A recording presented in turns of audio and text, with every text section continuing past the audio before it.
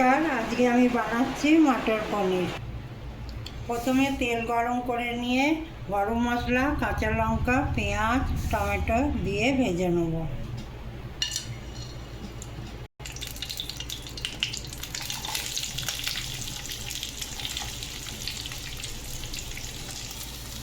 অল্প ভেজে নিয়েছি, এবার টমেটোটা দিয়ে দিচ্ছি।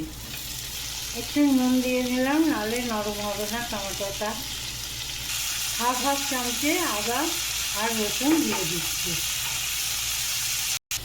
এটা ভেজে নিয়েছি, এবার ঠান্ডা করে মিক্সিতে পিষে নেব। একটু তেল আর একটু মাখন গরম করে নেব। শুকনো লঙ্কা আর জিরে ফোড়ন দিয়ে দিলাম। ফোড়নটা ভাজা হয়ে গেছে, এবার ওই পেস্টটা অ্যাড করে দিচ্ছি।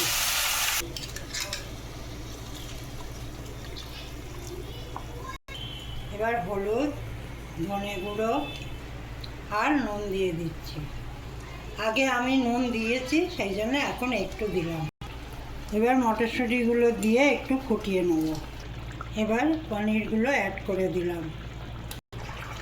হয়ে গেছে, এবার একটু গরম মশলা আর কসুরি মেথি দিয়ে নামিয়ে নেব।